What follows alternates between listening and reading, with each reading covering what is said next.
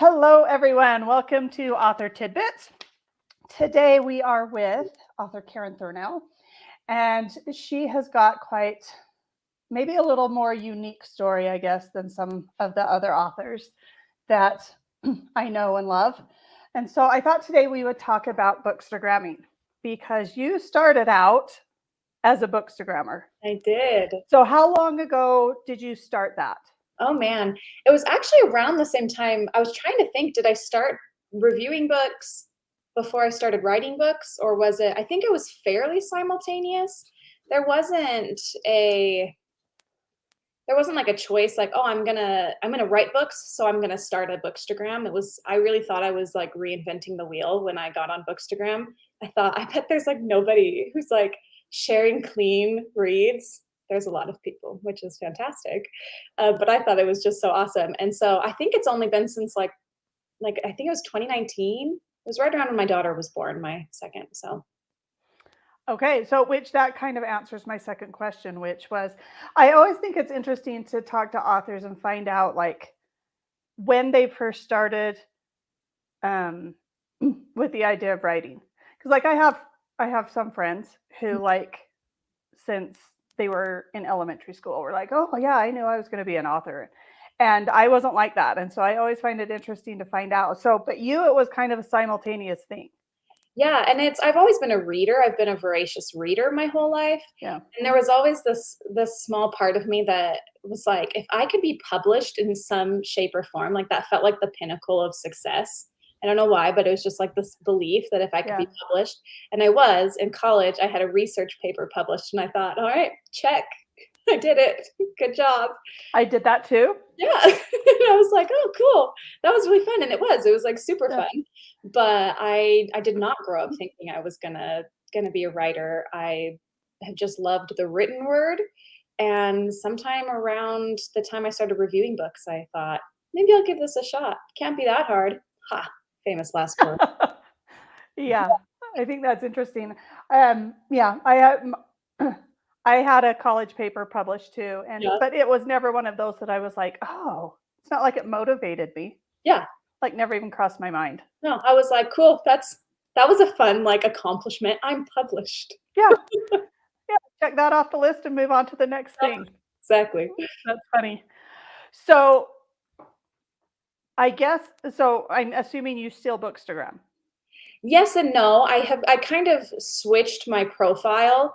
I went back and forth about it, but I didn't feel when I started publishing and considering publishing, I thought, okay, do I keep a review platform and then start an author platform?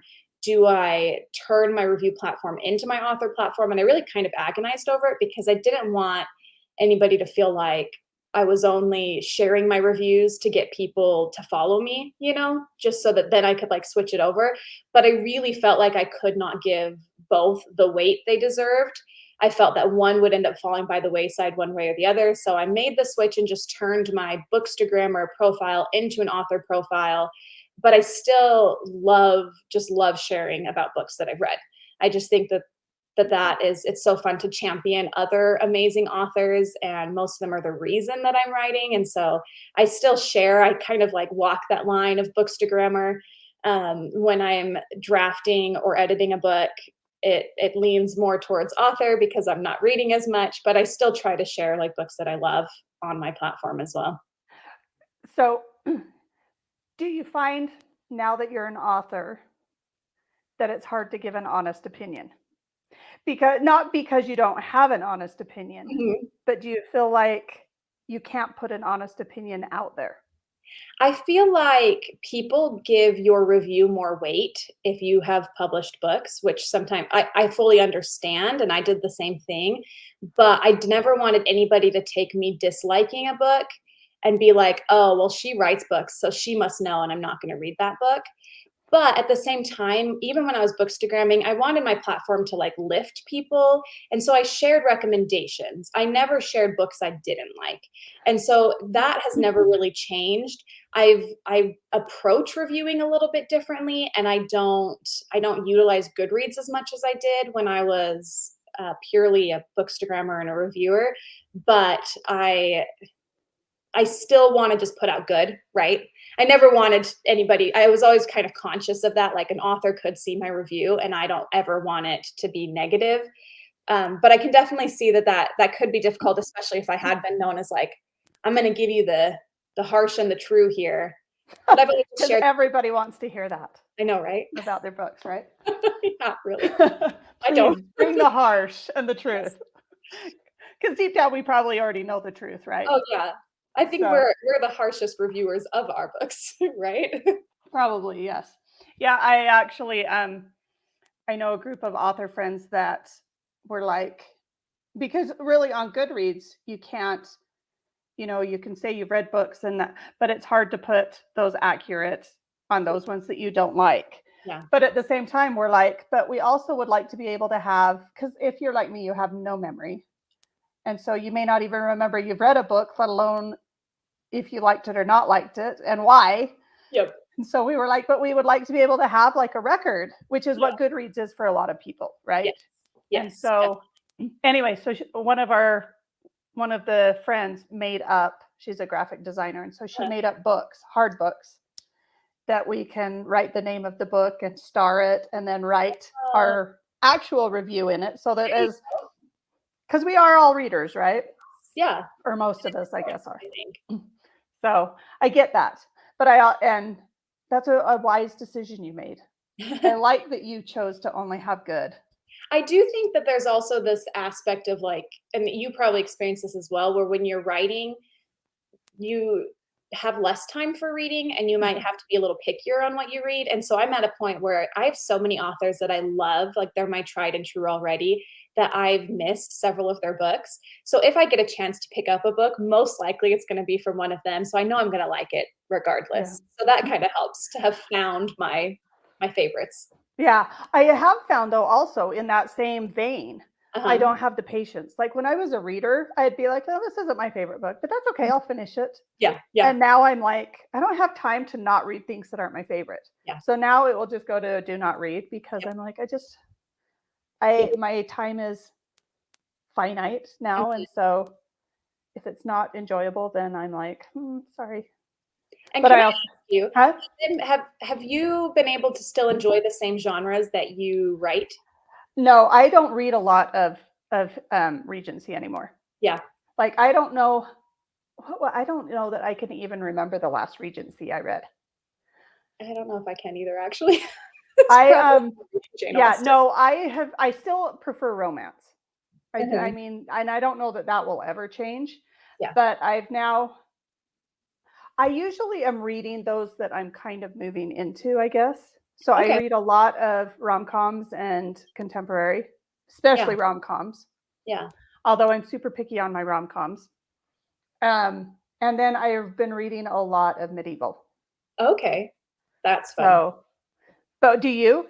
Do you read much No, that's in been my Regency? experience too, where I have so many books and I keep buying them that I'm like, "Oh, I'm so excited to read this book," but I can't make myself sit down and read it because it almost feels a little bit like work, and I don't Work. want, Mhm. and especially since there's so many, like, once you're writing, you're also beta reading for a lot of other authors, and so it really feels like work. And I Yeah. never wanna sit down and enjoy a book, but really I'm, like, picking it apart just because that's my natural tendency in that genre. So, I was curious if you were the same way. Yeah, and I find myself being like, why did you choose to do that? I wouldn't, which is lame Yeah. because like, hello, their brain is not my brain, Oh, but yeah. I still I'm like, I wouldn't have done it that way. Yeah. Well, and I that's wouldn't. what's fascinating about stories is they can go in any vein, Yeah. and so you always love when somebody's like, "Well, I would have liked this book, but they didn't do this." And I'm like, "Do you know, like, the percentage of a chance that that person would have thought to take the story in the exact same way that you thought to?" That's Right. Finite, and which is yeah, what's awesome. Why exactly. did So cool. I think someone I've heard several times that there's like only like 8 or 9 actual like Stories. stories, Yeah. and they're all just kind of recirculated and retold and changed, and I was like, that's kind of fascinating and Yep. weird all at the same Yep. time. Very much so. Yeah. So what do you enjoy reading now then? I've been reading, my husband really likes fantasy, so he reads a ton of fantasy, particularly like listens to, which I found that that helps me. If I'm listening to something instead of physically reading it, then I can still enjoy a lot of the same genres Yeah. still. But I just don't have the time sometimes, which is funny because usually you have more time for audiobooks. But I digress. So I've been really enjoying westerns and fantasy lately. So those have been my favorites. Westerns. Yeah. Like what time period? Oh, like, early 1800s still, but like American West instead. So are they Western romances or just straight Westerns? Yeah, romances. Romances. My dad probably wishes I would just get into like Louis L'Amour or something like that. No. That's funny. See, my husband likes fantasy, but he also likes like the crime. Okay. Yeah, But I can't do some of the crime he can do. Like I get that makes where sense. then I'll be like, lock all the doors. You Seriously. know? And but I cannot I cannot do like high fantasy. Like it has to be realistic fantasy to me. So like Harry Potter is like as fantastical as I can get because Yeah. it's Well, set I in a love real, Harry Potter, so but it has to be set in the real, this whole like creating worlds. I'm like, sorry, I can't suspend my belief, I guess. So it's interesting. But yeah. isn't that what's fantastic about reading and writing? And Yeah. there's a genre for everybody. Well, and maybe once, because I've got, you know, um, some contemporaries and some medievals. So maybe once I start writing, once I'm putting those out, maybe I'm going to have to move to fantasy because, what else do I have left? Let me know. Let me know if you need recommendations. Okay, so do you feel like you did it at the same time, authoring and bookstagramming? Do you think it helped you, or do you think it hindered with progressing your career? I think for the most part, it helped me. I think because it was pretty early on, I started reviewing the books and then I started writing books.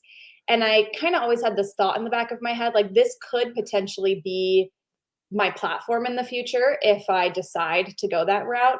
And so I never ran like giveaways that were just like Amazon gift card giveaways, which I think are great. But I was always trying to keep things in my niche, keep things in clean romance. I wanted those kinds of people to be following my reviews. And then that really helped me when I ended up switching to being an author, because those were the kinds of people who would hopefully be interested in reading my book. I haven't talked to them specifically, but I do think that it probably helped me when submitting to Covenant as well. I think they look and see if you have an online presence already and if you're going to help them out with the marketing. So I think that probably helped me as well. And it was just like an early start to creating great relationships. And I know everybody's talked about how like Bookstagram is one of the best places on the internet to be. And I agree. I think that the people are usually just some of the nicest and funnest people. And so I just created a lot of friendships, joined a book club, like all the different things. And then those people have just become like a really great support and really great friends. And we have a friend relationship instead of just like an author reader relationship, which Right. has helped me. Yeah. So it kind of gave you that, because I know that when you, like for me, like Bookstagram was one of those that I didn't even like know about. Yeah. I don't even know if it was around when I started, Uh-huh. because that's how like clueless I am on kind of life. And so I didn't really even start hearing about Instagram until like, and the Bookstagrammers until like partway through COVID and maybe even slightly after. And I was like, there are all these people? Like I don't even know what. And so then comes but I don't even know how to like get into that. Yeah. Not being a bookstagrammer, but how to even get like to where you're in with the Instagram people, with the Yes. bookstagram people. Yep. And I think that that helped me because you kind of, not only were there just so many people willing to help me out, Hmm. like when I first put my first little novella out there, there were just so many people, and I don't know, maybe they wouldn't have given my book a shot if they hadn't seen me and been like, oh, I like your reviews, or I like you as a person, and so sure, I'll support you in that way. And I think that that really helped me. Um, but yeah, it's hard because you never know, like, is it cold calling? Do you like drop into a reader's, I DM? know. Do you follow them? And so even just being around that and knowing how other authors had approached me and how I had approached authors to review their books really definitely helped me out in finding ARC readers and people to help me review and promote my books, which was really nice. Right. Because there's a fine line between, stalker Yeah. and, just trying to get your foot in the door kind of thing, right? Like, it's okay, you can say no if you don't want to read my book, but like, would you read my book? Yeah. But I remember actually seeing on Bookstagram when you were first coming out and them saying, look, it's one of my friends and this is, and I was like, oh, those are very lucky people to already have that built in. And I am. I was very lucky, and I don't think I realized. I think a lot of it, like you said, was luck. I don't think I realized that it was a smart marketing move or anything like that. I just got to create these friends, and the people on Bookstagram can be so supportive and so nice. Mhm. And I just got lucky. They're I awesome. don't know that it was all luck, but It was a lot of luck. call it a business strategy. Was totally, but then at the same So time, you don't want to be like, well, this was my business strategy, because then that kind of also makes it maybe feel less genuine. So I think you're yeah, probably good that it was just luck, right? yeah. And maybe that's why you were successful. I don't know, but That it was luck. I do think it definitely helps that just there's particularly the readers in this niche of clean romance, I find are just big sweethearts. They're Yeah. just incredible people who want to promote and help authors. And I fell into the midst of them somehow and they wanted to help me. It was so great. That's fun. So, um, I don't. Okay, so you've answered all of my questions. Actually, most of them you answered like in one beginning Oh no. wrap up. So, if you are, I mean, is it okay? I actually do have another question. How hard is it to become a bookstagrammer, I think especially it's a, now? Because it's a fairly established thing, right? yeah. I would say back when, and we've actually talked about this. I'm in a book club, and I don't know why they've let me stay in this book club with these amazing readers and reviewers, and they didn't kick me out yet. But I'm in a book club with them, and we've talked about the difference between starting a Bookstagram now versus 3-4 years ago. Right. And I feel like it's a lot harder, but it's also, I don't know, I feel like there's pros and cons. I feel like it's harder to get on established teams.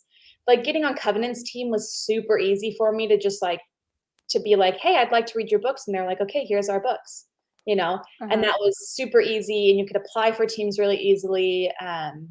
Jumping on NetGalley was easy. I feel like that's not as easy now.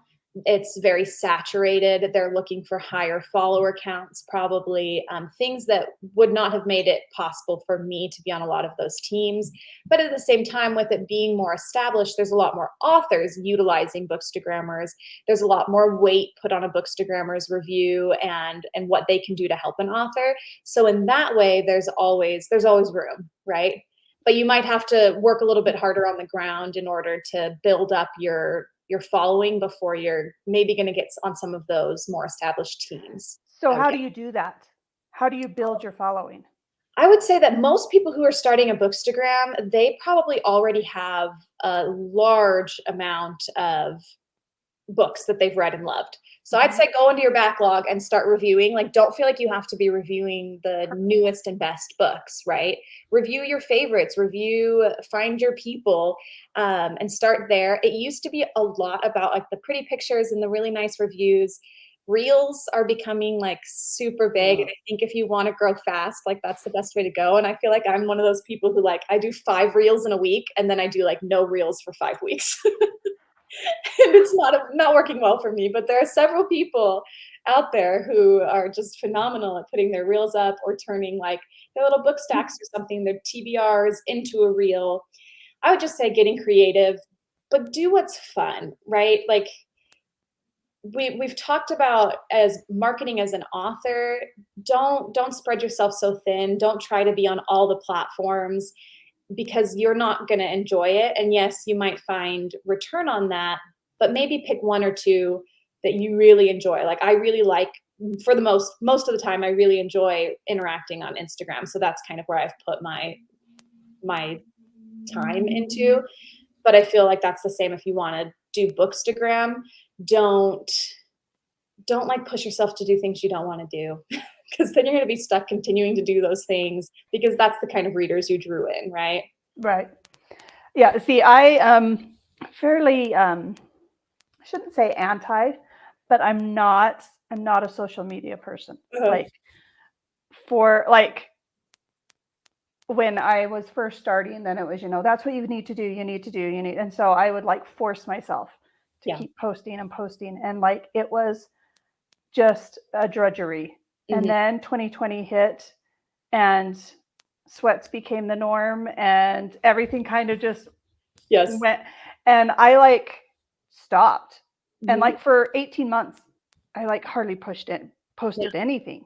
And every time I'd be like, "Ugh, gotta start posting," it would be like such high anxiety for me. I would just be like, no. And Yeah. I'd set alarms. And my husband would be like, "What's that alarm for?"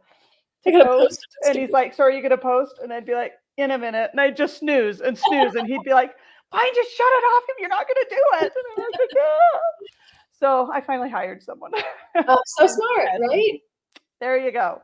Yeah, pass it off. But one of the things that what I really, when I was hiring, one of the things I was looking for is someone that was a bookstagrammer, so they were familiar with that Mhm. kind of element of it, Yeah, because it is a big thing. it So is. with reels coming on, do you see TikTok as being kind of a similar kind of thing, or do you still see them as being completely different? Oh, that's tricky because I just feel like TikTok, there's not much control. Um, I don't know, because I'm on TikTok and I do the same thing where I'll post 5 TikToks in a week or I won't post anything for 5 weeks, you know? And it seems to be the place that you can gain like instant fame if you suddenly go viral. But Mhm. also, I've really been delving into this idea of like, what is going viral and do I want to? Because I don't think I do. Yeah. Because there are so many people who will like they'll have something go crazy and then they have all these followers or all these likes, or what they get is like all these trolls, Mhm. a bunch of people who aren't their Target. uh, audience, Yeah. right?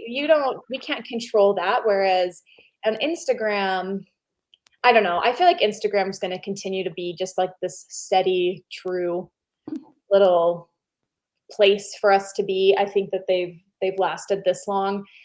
I think that TikTok has its place, and if you're already making reels, go ahead, throw them over there if you want to.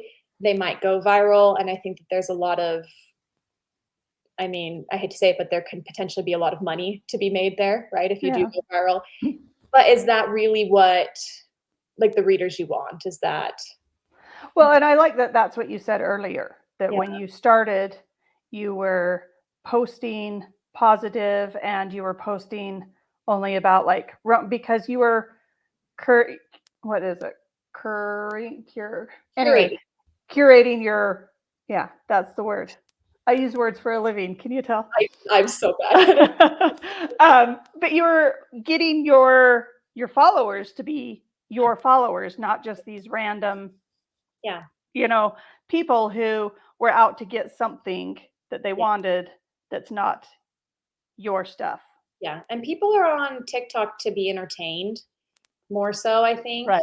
And on Instagram, yeah, there's a level of entertainment, but there's also a level of knowledge sharing, and at least that's been my experience. And I just feel like TikTok is a little more fluid, a little less able, like you can't really pin down what you're trying to do there. It's Right. constantly changing. It's a fun place to like lose an hour of your life scrolling through things, but um, yeah, I just don't know that it's as grounded as Instagram is in my experience. I get that. Okay, so then on the opposite, what's your Instagram versus newsletter? Which do you think? I have always been told, and I agree with, that a newsletter is your direct access to readers, right? Like if Amazon suddenly shuts down your account, if you suddenly get like a copycat on Instagram and you get your account shut down, you can get banned on TikTok, these various things. You have no control over that, but that's never going to happen on your newsletter. So from like a marketing and an author standpoint, I think that newsletter has more weight, but it feels a lot harder to grow. I put probably my newsletter and my Instagram are the places that I'm more consistent on. My newsletter more so because it's just every 2 weeks I just send a Yeah. newsletter out. And it's just fun. I feel like you can be a little more behind the scenes. You can get feedback. I've had people vote on covers, but I've also not kind of in that same way of I haven't run like the really big giveaways on Instagram to grow me really big. I don't have like a free newsletter magnet book or anything like that currently. So my newsletter is slower to grow than my Instagram is. But I do think the newsletter has more power because if I were, like I said, if I were to get like my account closed on Amazon, I could just email everybody on my newsletter and let them all know, or if I started something else somewhere else. So Well, and on Instagram, you're not necessarily every one of your things isn't being shown to every one of your followers. yeah, So, but I do agree with you, and I think we see that in newsletters that um it should I think your audience or your subscribers probably need to be viewed the same way you view your Instagram subscribers. yeah, Because I think so often well, when I first started, I don't know about you, but it was, oh, you have to get a reader magnet. You have to have a reader magnet. That's how people sign up. Have to have a reader magnet. And I was like, ugh, no, I don't want a reader magnet. It just means I have to write something. And I'm not good at writing short. And so I never did it and I never did it. And then this opportunity came up. Well, actually, several opportunities came up last year to do these shorts that would then become reader magnets. And I was like, oh, this is awesome. Now I have a reader magnet. And now I look at my newsletter every time it goes out and it's like unsubscribe, unsubscribe. And I'm like, that's what so was hard. the point? Because, people will just come to get the free book, right? And I think that's kind of like you said with an Instagram, not every post is being shown to everybody, but at the same time on Instagram, you're not, which is funny because I just said that TikTok's there for entertainment, but there's a level of that on Instagram too, Yeah. right? And people are going to unsubscribe from you there if you're constantly just like, buy my book, buy my book. Right. Whereas your newsletter, people have chosen to like be in that space. It's a little bit more of a commitment Yeah. usually to come and join. So I just feel like those are the people who really are interested in my Yeah. book. They're interested in what I'm saying. They're interested in knowing early about things and getting little teasers and those kinds of things, knowing about what's going on in my life and not just like pretty graphics, pretty pictures, those kinds of things. Yeah. They love to know about my new doing my own nails endeavor, stuff like that, I mean, which I'm like, seriously? I was shocked at how I got fewer unsubscribes with that. Maybe I was like, really, people? Just show your nails, Mindy. Keep showing your nails. Yes, my nails, which probably need to be redone. But, I'm like, oh, serious. Which is something else I have someone do as my newsletter, but I still have to write the little blurbs, Yeah.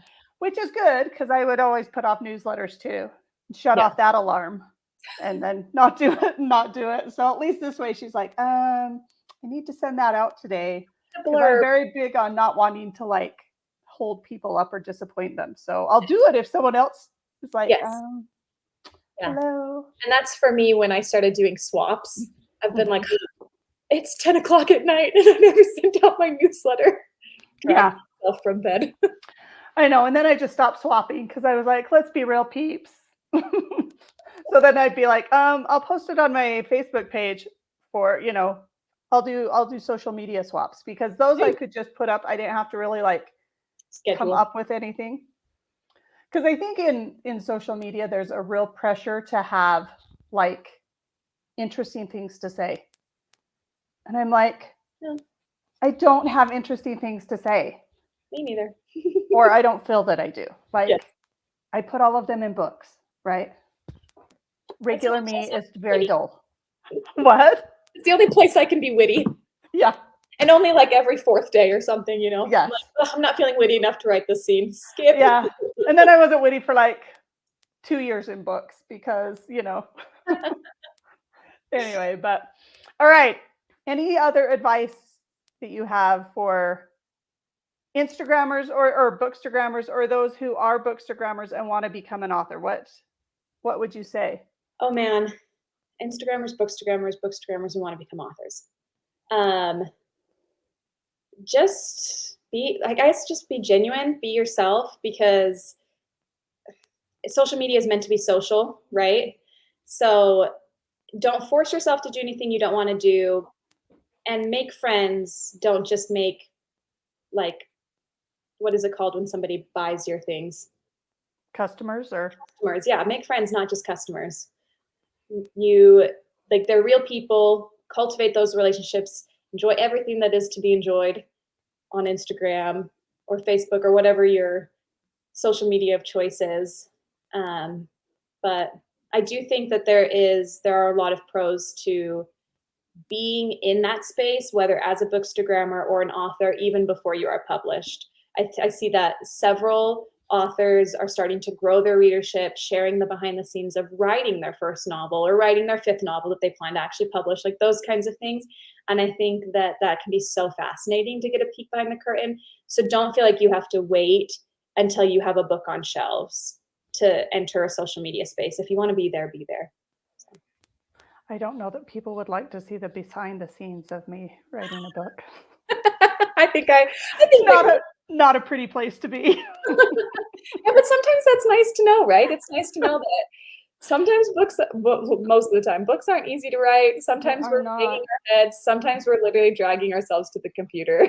I know. And you do things like you go, "Oh, I have this 20,000 word novella that really and truly has no character development because there was no enough words to do it. So I'll enlarge it. It won't take hardly any time at all." It's the lies we tell ourselves. Yes. And then it's like your hardest book to write. Oh, I'm in the middle of one of those hardest books to write, so I feel you. I think like my last 4 books have been my hardest books to write. You know, isn't it supposed to get easier? I know. It's true. Like I was saying that to someone. I kind of took a lot of last year off.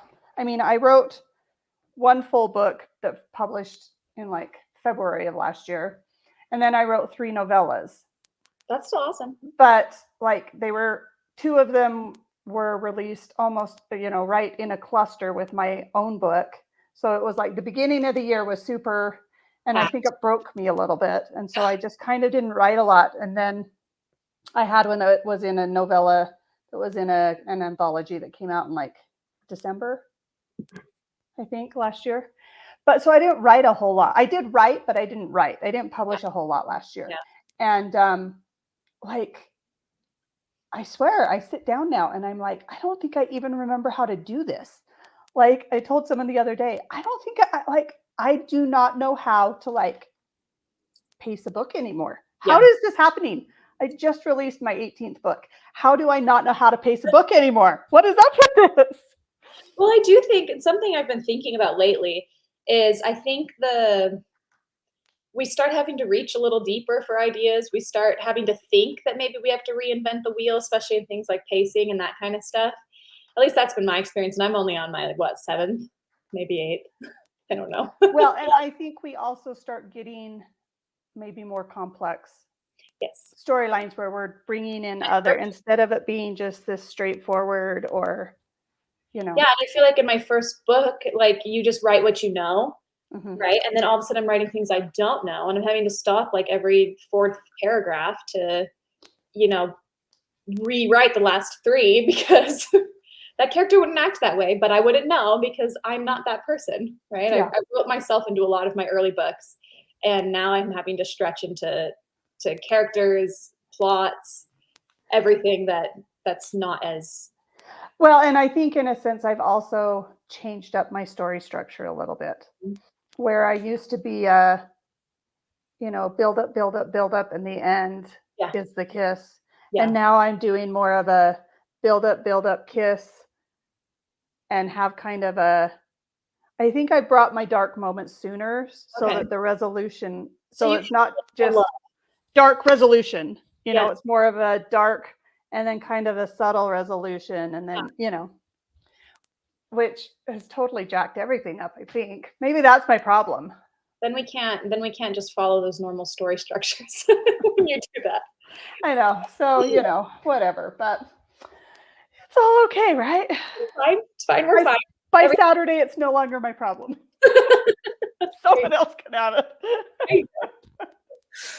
So, Oh, thank you so much. That was super interesting. I actually have wondered about the whole Bookstagram thing for a while. So I appreciate you coming on and chatting with us. anytime. I greatly appreciate it. When does your next book come out? That's a good question. When did your last one come out? My last one came out, oh, when did it come out? Last spring, summer, I think. Yeah. Then I had a baby. Um, but my next one that's for sure coming out is I'm in Covenant's Christmas anthology Okay. coming out in October. So, and it's Cool. an awesome lineup. I don't know why they picked me to join them, but I'm excited about it. So how many books have you published with Covenant then? I have 3 with Covenant, and I'm working on my next one. So the first one was a novella, a little bit of a longer novella, and then 2 full length.